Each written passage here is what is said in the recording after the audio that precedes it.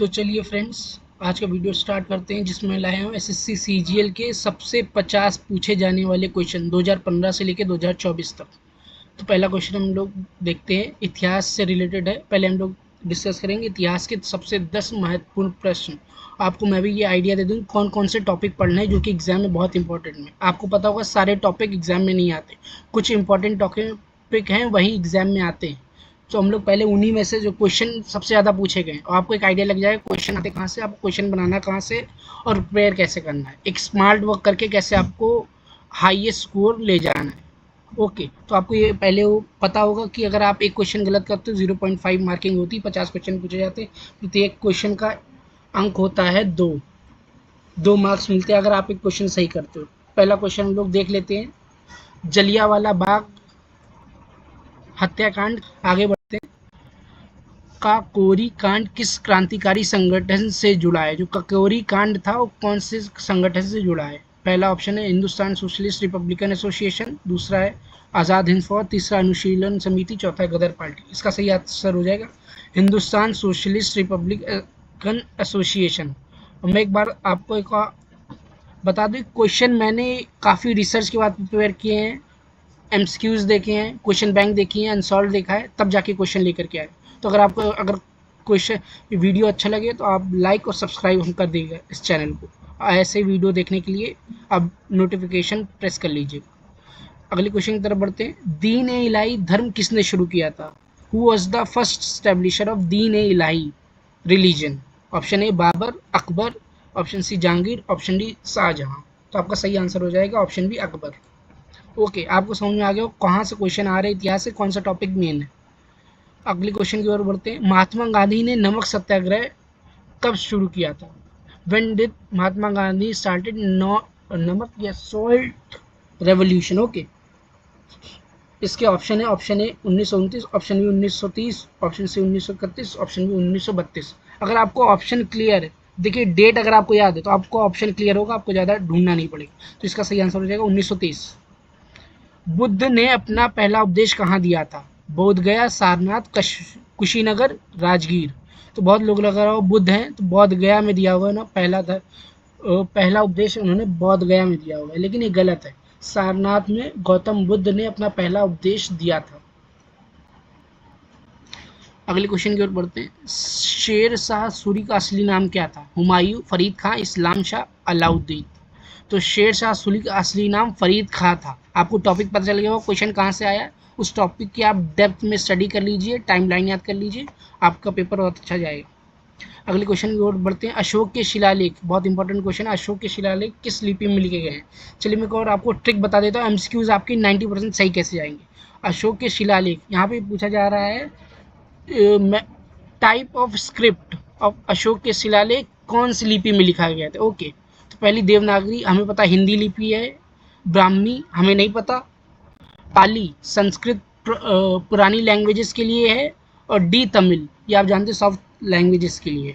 तो यहाँ पे आपको सबसे इजी ऑप्शन चुनने के लिए कौन सा लग रहा है? ब्राह्मी। देवनागरी इलिमिनेट हो गया, पाली इलिमिनेट कर दिया, तमिल इलिमिनेट कर दिया, तो एक ही ऑप्शन बच रहा है ब्राह्मी, और आपका सही आंसर भी हो जाएगा ब्राह्मी। ऐसे आप क्वेश्चन को ऑप्शन इलिमिनेट करके देखिए, आपका क्वेश्चन 90% सही जाएगा। अलाउद्दीन खिलजी ने किसके खिलाफ मंगोल आक्रमणों को रोका था? Option A Hulagu Khan, option B Genghis Khan, option C Timur, option C Ghiyasuddin Tughlaq. तो अलाउद्दीन खिलजी ने मंगोल आक्रमणों को हुलगू खान के खिलाफ रोका था। आपको पता होगा, जिनको नहीं पता वो ध्यान से सुन ले, हुलगू Khan, option A. Subhash Chandra Bose ने आज़ाद हिंद फौज की स्थापना कब की थी? कम से कम 12 बार से ज़्यादा क्वेश्चन आ चुका है और इसी टॉपिक से रिलेटेड आया, कब की थी, किसने की थी आज़ाद हिंद फौज की स्थापना?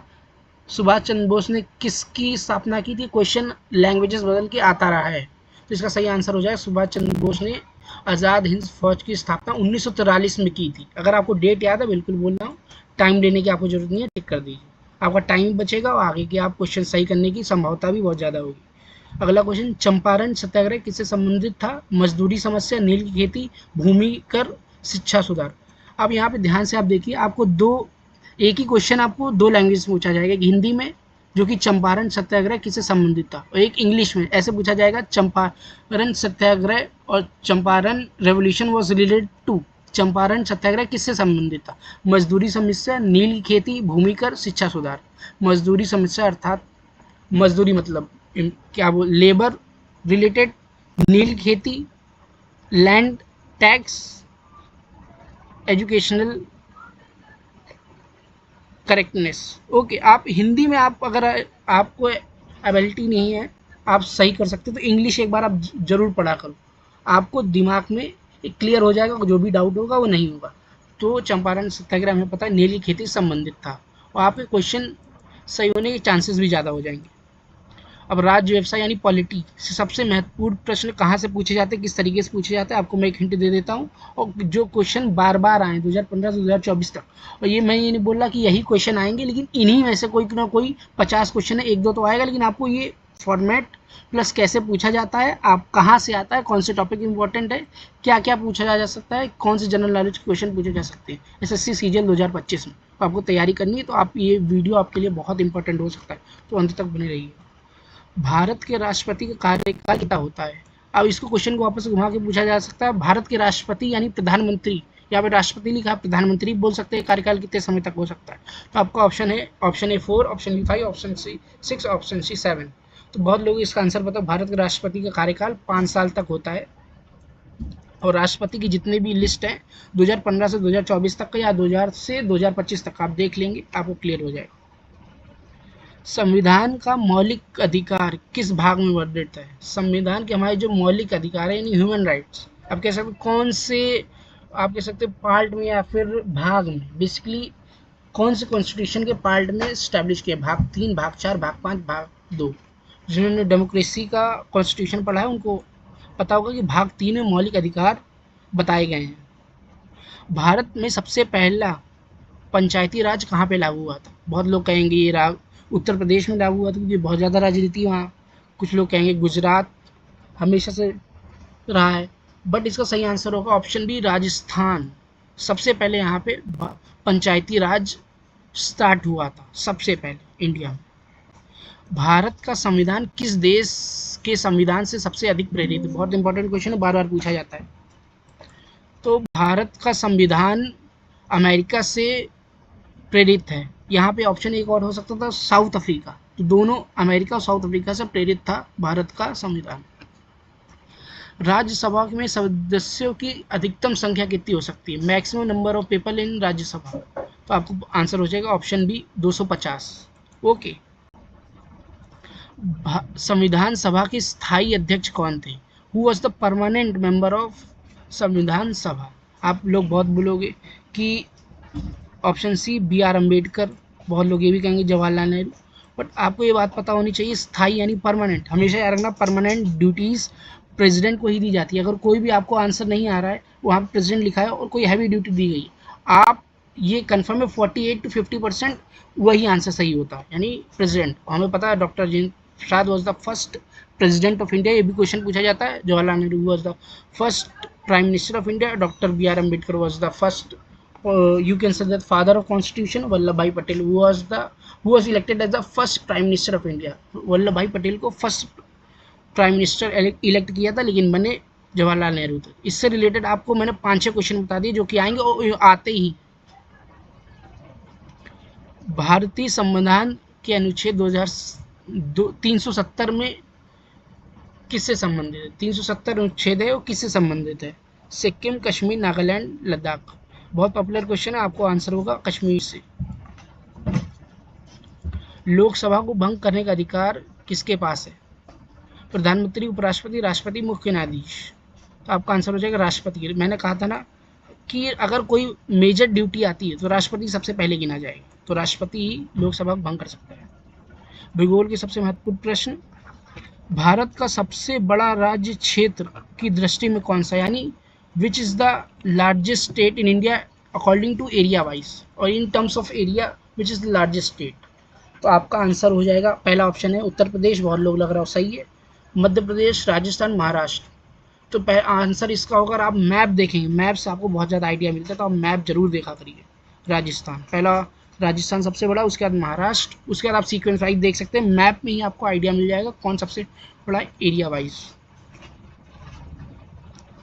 हिमालय पर्वत किस प्रकार का पर्वत है? तो एक क्वेश्चन बहुत लोग नहीं आता है, देखते हैं। ब्लॉक पर्वत आपको पता है ये माउंटेन एरियाज में पाए जाते हैं। ज्वालामुखी पर्वत ये रिलेटेड टू फायर होते हैं। वल्लित पर्वत नहीं कोई आइडिया है आपको। पठारी पर्वत, ओके, तो पठारी in the sense Deccan plateaus जहाँ पे पाए जाते हैं। तो आपको इन तीनों में से कौन सा लग रहा है? हिमालय हमारे नर्दर्न में, ये तो सबको पता होगा, हमने पढ़ा भी होगा। तो हिमालय पर्वत, ब्लॉक पर्वत तो हम कैसे नहीं रिलेटेड है, ज्वालामुखी पर्वत बिल्कुल भी नहीं है, वल्लित पर्वत का पता नहीं, पठारी पर्वत डेक्कन प्लेट्यू, लेकिन ये तो नॉर्दर्न में है। तो एक ही ऑप्शन बच रहा है वल्लित पर्वत, तो यही हमारा सही हो जाएगा, ऑप्शन सी वल्लित पर्वत। आपको अब समझ में आ गया ऑप्शन कैसे एलिमिनेट करना है। एक ऑप्शन सही होता है 4, मान लीजिए हर एक के 25% होते हैं, हर एक ऑप्शन के 4 ऑप्शन पूछे हैं, 25, 50, 75, 100, तो एक ही ऑप्शन सही होता है। आपको ऑप्शन एलिमिनेट करना है आपकी नॉलेज के हिसाब से, जितना आपने सुना है, पढ़ा है, देखा है, उसके हिसाब से आपको ऑप्शन एलिमिनेट करके जो आपको सबसे अच्छा ऑप्शन लगे वही चुनिएगा, डेफिनेटली सही होगा, ऐसे नहीं चुनना। गोदावरी नदी कहाँ से निकलती है?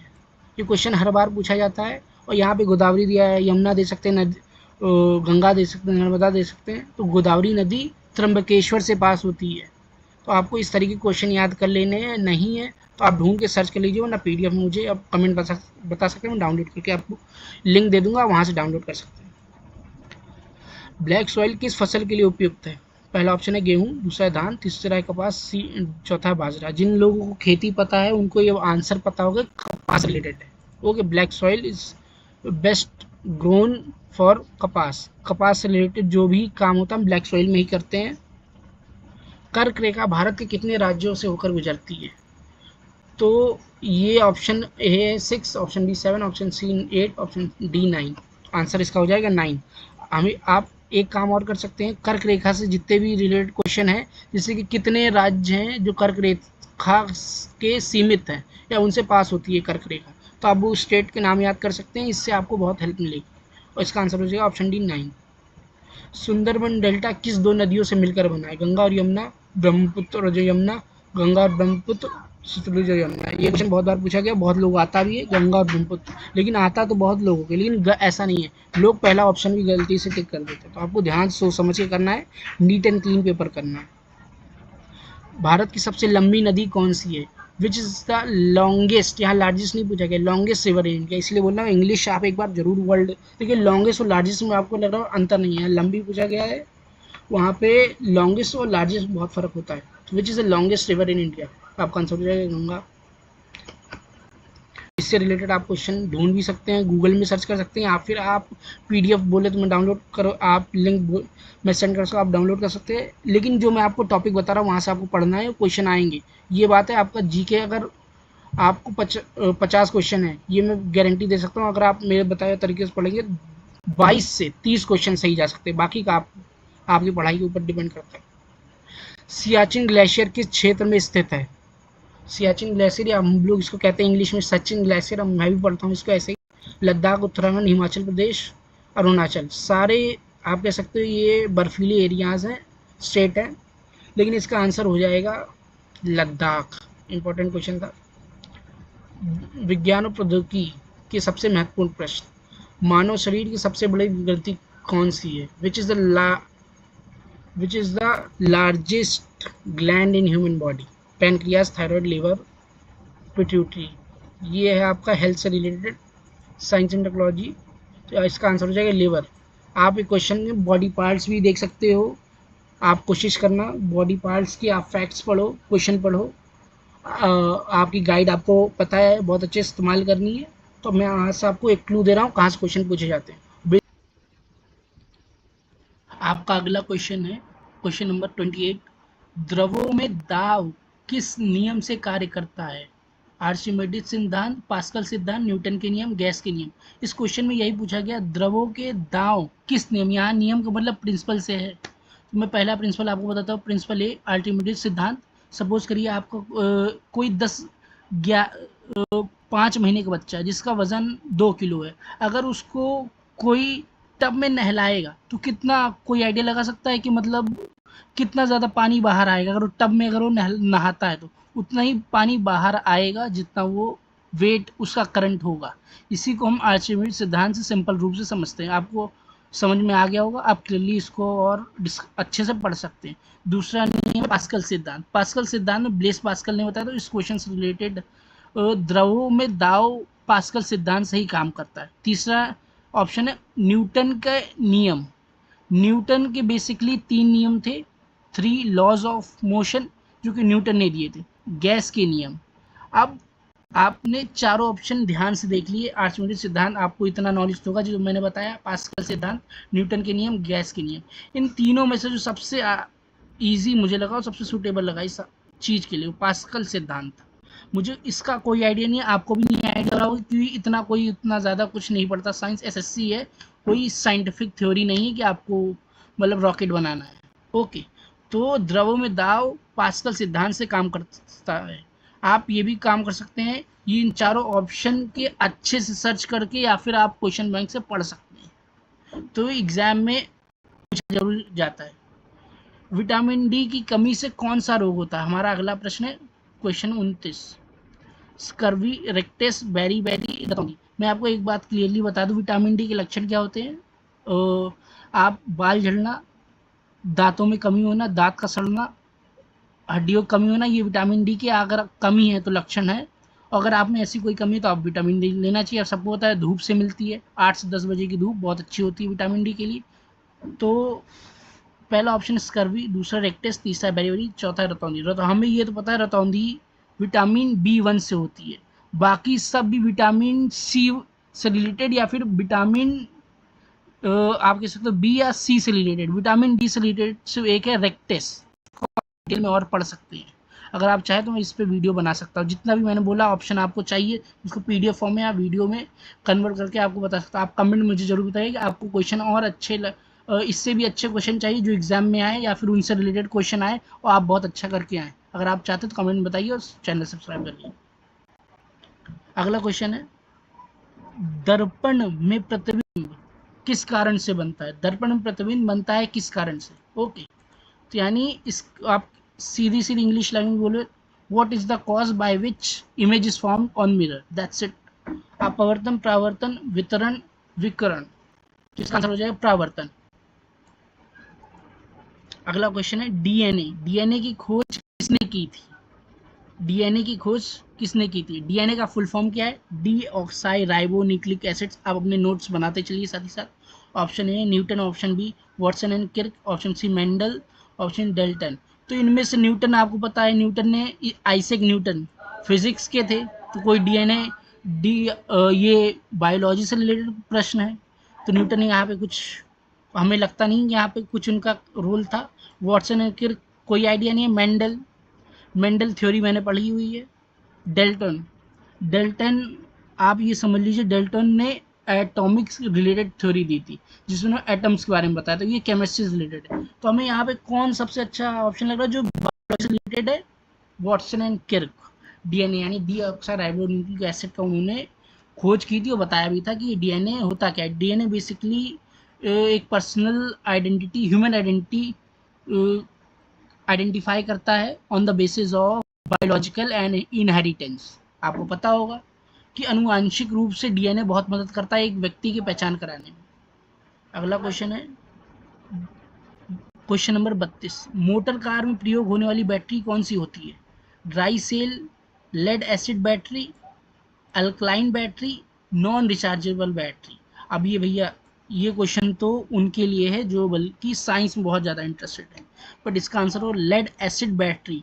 आप एक काम, मैं फिर से वही बोल रहा हूँ, इन चारों ऑप्शन के आप उपयोग देख सकते हैं, या फिर ये कहाँ पे यूज़ होते हैं ये देख सकते हैं। आप मोटर कार में कौन सी बैटरी होती है, तो बेसिकली लेड एसिड बैटरी होती है। इसका आप क्या बोलते हैं, क्लासिफिकेशन भी कर सकते हैं। सौर ऊर्जा का मुख्य स्रोत क्या है? सौर ऊर्जा, यहाँ पे सूर्य ऊर्जा नहीं बोला, यहाँ पे सौर ऊर्जा बोला गया है।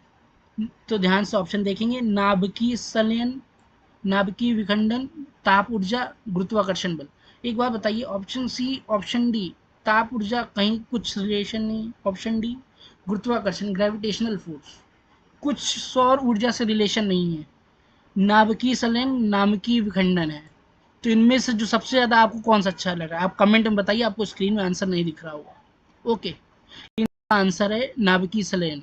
बहुत लोगों को लग रहा होगा स्क्रीन में आंसर क्यों दिखा दे रहा है, राइट रॉन्ग क्यों नहीं बता रहा, तो सीधी सीधी बात है, मैं आपका टाइम वेस्ट नहीं करना चाहता। उत्तर ए नाभिकीय संलयन क्लियरली लिखा हुआ है, कोई टिक से आपको टिक से ज़्यादा आसान रहता है अगर आपको आंसर लिखा हुआ मिल जाए, आपका टाइम भी सेव रहता है और बाकी चीज़ें भी। रेडियो एक्टिव तत्व कौन सा है, यानी रेडियो एक्टिव एलिमेंट कौन सा, सीधी सी बात बोल रहे हैं। यूरेनियम, सबको पता है यूरेनियम है। लोहा, कैल्शियम, कार्बन, ये तो होता नहीं, तो यूरेनियम ऑप्शन है। ये इजी क्वेश्चन था लेकिन आपको ध्यान से हर क्वेश्चन पढ़ना है। हाइड्रोजन का आणविक सूत्र क्या है, देखिए एक मॉलिक्यूलर फॉर्मूला होता है, केमिकल फॉर्मूला होता है, यहाँ पूछा हाइड्रोजन का आणविक सूत्र क्या है, इसीलिए बोला बार बार इंग्लिश आप ध्यान से पढ़िए। ऑप्शन है एच, दूसरा option H2, option 3 H3, option 3 HO। सबको पता H2 होता है, H2। ओके, यहाँ पे 2 उस तरीके से लिखा है, यहाँ पे एज अ हम लोग कह सकते हो H होगा, उसके नीचे H2 लिखा हुआ होगा। ओके, कंप्यूटर का मस्तिष्क किसे कहा जाता है, what is termed as brain of the computer, brain of the computer किसे कहा जाता है। रैम, हमें पता है रैंडम एक्सेस मेमोरी होता है, जिसमें जाहिर सी बात है मेमोरी से रिलेटेड जो भी हम लोग डाटा फीड करते हैं मेमोरी में फीड होता है। CPU, central processing unit, hard disk, monitor. Suppose के लिए आपको कोई ऑप्शन इनमें से क्लियर नहीं है तो आपको रैम पता है, रैम में हम लोग डाटा फीड करते हैं। सीपीयू हमें नहीं पता क्या होता है। हार्ड डिस्क ये सबको पता हो, इसमें डाटा स्टोर किया जाता है फिजिकल वे में। मॉनिटर जिसमें हम लोग डाटा देख सकते हैं, स्क्रीन को मॉनिटर कहते हैं। तो सबसे अच्छा ऑप्शन आपको कौन सा लगा, बिल्कुल सीपी। बहुत लोग आंसर पता होगा, लेकिन अगर जिनको नहीं पता वो ऐसा एक इलिमिनेशन, मैंने बोला ना इलिमिनेशन गेम खेल करके हम लोगों ने 3 ऑप्शन हटा दिए, तो एक ही ऑप्शन बचा जिसमें हमारे पास 90% होता है। मैंने पहले बोला था कि होता है, मैंने बहुत 4th क्लास से जब से जीके पढ़ता रहा हूँ ये ट्रिक लगाता हूँ, हाँ, काम करती है। देखिए जीके कभी भी आप रट्टा नहीं मार सकते, ये आप समझ लीजिए। अर्थशास्त्र के सबसे महत्वपूर्ण प्रश्न, मैंने कहा 50 प्रश्न है, इनमें से 6 अर्थशास्त्र के आए हैं। अगर आप चाहते हैं मैं इससे ज़्यादा बढ़िया प्रश्न लेके आऊँ अर्थशास्त्र पे या फिर कोई हिस्ट्री ज्योग्राफी पे, तो आप कमेंट करके बता सकते हैं। हमारा 37वां प्रश्न है, भारत में हरित क्रांति से संबंध किसका था, किससे था। ठीक है, सीधी बात, हरित क्रांति, ग्रीन रेवोल्यूशन, दुग्ध उत्पादन, खाद्यान्न उत्पादन, मछली पालन, तेल उत्पादन। एक बताइए, दुग्ध उत्पादन, व्हाइट दूध, व्हाइट होता है, आप ऐसे याद रखिए, मैं ट्रिक बताता हूँ। दूध उत्पादन, दूध व्हाइट होता है यानी व्हाइट रेवोल्यूशन, दूध उत्पादन व्हाइट रेवोल्यूशन। मछली पालन, तेल पालन, यहाँ से इनमें से तो मछली पालन और तेल पालन का कुछ नहीं लग रहा, हरित क्रांति से तेल और मछली का हम तो कुछ लग ही नहीं रहा, तो एक ही ऑप्शन होता है खाद्य उत्पादन, यही आंसर शायद राइट भी होगा। जीएसटी का पूरा नाम क्या है, इजी क्वेश्चन है लेकिन ध्यान से ऑप्शन चूज करना है। जनरल सेल्स टैक्स, देखिए इजी क्वेश्चन तो है बट आपको एक बार कंफ्यूजिंग कर देगा, क्योंकि आप इतना पढ़ के एग्जाम में जाओगे और बाद में आप ध्यान से अगर नहीं देखो क्वेश्चन गलत होगा। आपको पता है 25 क्वेश्चन पूछे जाते हैं, हर एक क्वेश्चन का 2 मार्क्स होता है, 50 नंबर का होता है, 0.5 नेगेटिव मार्किंग होती है। आप गलत करोगे तो आपको पछताना पड़ेगा। General sales tax, goods and services tax, government service tax. बहुत लोग कहेंगे गवर्नमेंट सर्विस टैक्स होता है, बहुत है ना, कुछ लोग कह देंगे ये बहुत ज़्यादा टैरिफ वर्ल्ड बहुत ज़्यादा ट्रेंड में था इसलिए गुड्स सेल्स टैरिफ, नहीं, goods and service tax. RBI का मुख्य कार्य क्या होता है, what is the main work of RBI. Tax वसूलना, मुद्रा छापना, कानून बनाना, आयात निर्यात। आपने कभी भी 100-10 रुपए का नोट देखा होगा, उसमें आपने रिजर्व बैंक इंडिया का एक अपने कह सकते हो आप लोगो देखा होगा। रिजर्व बैंक ऑफ इंडिया हमारा सेंट्रल बैंक भी हम कहते हैं इसको, जो कि केंद्र सरकार से डायरेक्ट जुड़ा हुआ होता है, जो भी योजना लागू करनी हो सबसे पहले रिजर्व बैंक ऑफ इंडिया में ही जाता है। तो टैक्स वसूलना, मुद्रा छापना, कानून बनाना। कानून बनाने के लिए आरबीआई क्यों है, हमारे उच्चतम न्यायाधीश क्यों नहीं, सुप्रीम कोर्ट वो तो बनाता है। आयात निर्यात, तो ये ऑप्शन तो एलिमिनेट हो गया। टैक्स वसूलना, मुद्रा छापना, कानून बनाना, आयात निर्यात। सीधी सीधी बात, मुद्रा छापना यानी पैसे छापने के लिए, मनी प्रोडक्शन के लिए आरबीआई रिस्पॉन्सिबल होता है। बजट भारत में कौन पेश करता है, भारत में बजट कौन पेश करता है। आपने देखा होगा लोकसभा, राज्यसभा, संसद में बजट कौन इंडिया का पेश करता है, हम हमें ये बताओ। एक लेडी है सुब्रमण्यम करके, वो हमेशा बजट पेश करती है और बहुत ज़्यादा वायरल भी रहता है। तो आपको ये देखना कौन सी चीज़ जो वायरल है, ट्रेंडिंग है, वो जीके में हमेशा ही पूछी जाती है, चाहे एसएससी सीजीएल हो, चाहे वो कोई गवर्नमेंट एग्जाम हो, रेलवे के एग्जाम हो। तो आपको जहाँ जीके आती है वहाँ पे ट्रेंडिंग की हमेशा आप पूछे ये नॉर्मल क्वेश्चन पूछे जाते हैं और ट्रेंडिंग पूछे जाते हैं। बजट भारत में कौन पेश करता है? तो ये तो बहुत बेसिक सा क्वेश्चन, राष्ट्रपति, प्रधानमंत्री, वित्त मंत्री, योजना मंत्री। वित्त मंत्री, हमेशा याद रखिए। भारत में पंचवर्षीय योजना किसने शुरू की थी? महात्मा गांधी, जवाहरलाल नेहरू, लाल बहादुर शास्त्री, राजीव गांधी। आपको लग रहा होगा पंचवर्षीय योजना, आपको आंसर पता है, स्क्रीन में दिख रहा है, लेकिन एक बार आप सोचिए, पंचवर्षीय योजना, जवाहरलाल नेहरू हमारे प्रथम प्रधानमंत्री थे, लाल बहादुर शास्त्री, राजीव गांधी।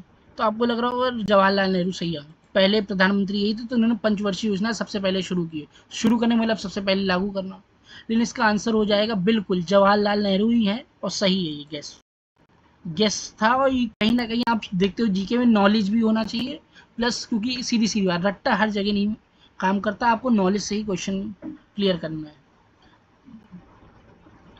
भारत का केंद्रीय बैंक कौन सा है? मैंने एक बार बता चुका हूँ, SBI state bank of India, ICICI RBI Narad, ICICI RBI NABARD. ये तो इनमें से आप स्टेट बैंक ऑफ इंडिया लग रहा होगा या फिर RBI लग रहा होगा। भारत का केंद्रीय बैंक कौन सा है? बहुत बार क्वेश्चन पूछा जाता है, हर एग्जामिनेशन में जीके क्वेश्चन कभी ना कभी आता है या इससे रिलेटेड क्वेश्चन आता है। तो RBI है हमारा मुख्य बैंक, केंद्रीय बैंक RBI ही है, जो नोट छापने का हमने ऊपर डिस्कस किया था काम करता है। बाकी का SBI के लिए, ICICI के लिए, नाबार्ड के लिए आप एक बार जरूर डिटेल से आप टाइप करोगे, आंसर आपके गूगल में हिंदी इंग्लिश में आ ही जाता है, आपको सीधे अपनी भाषा में नोट्स बनाने। पर्यावरण विज्ञान, इन्वायरमेंटल साइंस के सबसे महत्वपूर्ण प्रश्न 43, ओजोन परत किस प्रकार की किरणों से रक्षा करती है? सबको पता होगा, अवरक्त, पैराबैग्नी, सूक्ष्म तरंग, रेडियो तरंग। अच्छा एक बात, ओजोन परत हमें ये पता है इंग्लिश में कि अल्ट्रावायलेट रेस से हमें प्रोटेक्ट करती है। क्या हमें ऑप्शन में बता सकते हैं कि अल्ट्रावायलेट रेस किसको कहते हैं? इसीलिए बोलते हैं हिंदी इंग्लिश का आपको ध्यान लगाना है। अल्ट्रा मतलब अल्ट्रावायलेट, वायलेट मीन्स बैगनी, बैगन का आप जानते हैं वायलेट होता है, तो यहाँ पे पैरा बैगनी रंग, सीधी अल्ट्रावायलेट रेस। ओके, तो इसलिए बोलते हैं हिंदी इंग्लिश एक बार आप जरूर क्वेश्चन पढ़ा करिए, एग्जाम में आता है, इसीलिए आता है कि हिंदी में भी आप जान सके, इंग्लिश में भी जान सके। ग्लोबल वार्मिंग का मुख्य कारण क्या है? What is the main cause of global warming? Ozone की कमी, ये भी एक कारण, लेकिन मुख्य कारण पूछा जा रहा है। हरित गृह गैस, जल प्रदूषण, वनों में कटाई। बिल्कुल देखिए, ओजोन की कमी, वनों की कटाई, जल प्रदूषण, ये तीनों, चारों बल्कि बहुत ज़्यादा ग्लोबल वार्मिंग के मेन रीज़न है, मुख्य कारण इन्हीं वजह से होती है। हरित गृह गैस सबसे बड़ा कारण है, यानी आप कह सकते हो ग्रीन हाउस इफेक्ट जिसको कहते हैं। और ये ग्लोबल वार्मिंग होती क्या है, जब कार्बन डाइऑक्साइड जो कि पेड़ रिलीज करती है सबसे ज़्यादा हो जाती है, उससे हीट प्रोड्यूस होने लगती है, जिससे अर्थ का टेम्परेचर बहुत ज़्यादा मात्रा में आप कह सकते हो हाई होने लगता है। इसीलिए हम लोग इतनी ज़्यादा गर्मी का सामना कर रहे हैं। तो ये हमारे लिए बहुत नकारात्मक विषय है और ये चिंता का विषय भी है। भारत में वन महोत्सव कब मनाया जाता है? जनवरी, जुलाई, सितंबर, नवंबर। इसका आंसर हो जाएगा जुलाई। यहाँ पे आप क्लासिफिकेशन बोल सकते हो, कर सकते हैं, आप डेट भी याद कर सकते हो, कोई इशू नहीं। नदियों में पुनर्जीवन किस योजना का उद्देश्य है? नमामि गंगे जल जीवन मिशन, भारत जल योजना, नदियाँ बचाओ योजना। अब एक बात ध्यान सोचिएगा, 2016 में मोदी जी का इलेक्शन हुआ, 2016 में BJP as a Modi government आई, आप सबको पता होगा, उन्होंने 2 मिशन लॉन्च किए थे। ओके, एक तो क्लीन इंडिया ग्रीन इंडिया, दूसरा नमामि गंगे, बहुत ज़्यादा पॉपुलर है। आप देखते हो कि दीवारों में गवर्नमेंट में, आप कोई भी गवर्नमेंट प्लेस पे जाओगे, दीवारों में नमामि गंगे ये सब लिखा रहता है। तो आप यहाँ से, नदियों का पुनर्जीवन किस योजना का उद्देश्य है? नमामि गंगे का ही योजना है, जो कि आई थिंक 2016 में ही लॉन्च की थी। एक बार आप सर्च करके सही से देख सकते हो। पृथ्वी दिवस कब मनाया जाता है? अर्थ डे कब सेलिब्रेट किया जाता है? 22 अप्रैल को। ये आप बिल्कुल याद कर सकते हो, 22 अप्रैल को। पर्यावरण संरक्षण अधिनियम किस वर्ष लागू हुआ था? पर्यावरण संरक्षण अधिनियम किस वर्ष लागू हुआ था? ये हमारा प्रश्न है 48वां। 1984, 1986, 1992, 1994। अब देखिए इसमें से आपको ये याद ही करना पड़ेगा, 1986। और ऐसा कुछ नहीं, देखिए मैं ट्रिक यहाँ पे कुछ नहीं लगा रहा हूँ, इलिमिनेशन गेम खेल रहा हूँ, से सारा आपके 75%, क्वेश्चन इलिमिनेशन गेम्स हो जाएंगे, बाकी आपको याद करना है, या तो आप समझदार हो, करना क्या है। लेकिन एक बात आप समझ लीजिए, जीके कभी भी याद करने वाली चीज नहीं होती, आपको दिमाग से ही खेलना पड़ेगा। भारत का सबसे बड़ा जैव मंडलीय रिजर्व कौन सा है? सुंदरबन, नीलगिरी, काजीरंगा गिरी। नीलगिरी आपने बहुत बार पढ़ा होगा, सोशल साइंस के फैक्ट्स में लिखा रहता है, नीलगिरी भारत का सबसे बड़ा जैव मंडलीय रिजर्व है। प्रोजेक्ट टाइगर कब शुरू किया गया था? ये आई थिंक मुझे लगता है जब मैं 4th क्लास में था तब मुझसे पूछा गया था, और साइंस में ही पूछा गया था। तो इस साइंस में भी बहुत चीज़ें मिल जाती। प्रोजेक्ट टाइगर बहुत इंपॉर्टेंट क्वेश्चन है, आता है बहुत लोगों के साथ आता है। ये आप बोल सकते हो गवर्नमेंट की तैयारी करते आई फॉरेस्ट मिनिस्टर के लिए सबसे इंपॉर्टेंट क्वेश्चन, अभी भी आप लिख लीजिए, फॉरेन मिनिस्टर के लिए एक बहुत बड़ा टॉपिक है प्रोजेक्ट टाइगर, हमेशा आता है, मैंने नोटिस किया है। 1972, 1973, 1984। आपको डेट बिल्कुल बोला, अगर कोई क्वेश्चन है जो कि जिसमें डेट आ रही है उसको आपको सही क्लियरली याद करना पड़ेगा। अगर आपको क्लियरली याद है, आपको तो एग्जाम में 60 मिनट ही मिलेंगे, तो आपको अगर ये आता होगा तो आप तो कर ले जाओ। तो इसका आंसर हो जाएगा प्रोजेक्ट टाइगर, 1973 में लॉन्च किया गया था। धन्यवाद। बाकी के जितने भी क्वेश्चन अगर आपको लग रहा है इससे भी अच्छी आपको प्रिपरेशन चाहिए, मैं करवा सकता हूँ, लेकिन आपको कमेंट बताना पड़ेगा कौन सा सेक्शन की आपको प्रिपरेशन चाहिए, या फिर कोई दूसरा वीडियो चाहिए इसी पे। एसएससी सीजीएल 2025 एग्जाम नियर है, वो भी जीके में सबसे ज़्यादा। देखिए हर एक चीज़ की आप तैयारी कर लो, लेकिन जीके एक ऐसा चीज़ है जितनी भी तैयारी करो उतना ही कम होता है। और बिल्कुल यार 50 नंबर का आता है, 60 मिनट रहते हैं, और क्वेश्चन आप गलत करोगे 0.5 मार्किंग होगी। तो आपको यहाँ पे प्रिपरेशन करने के साथ जाना। Okay, all the best.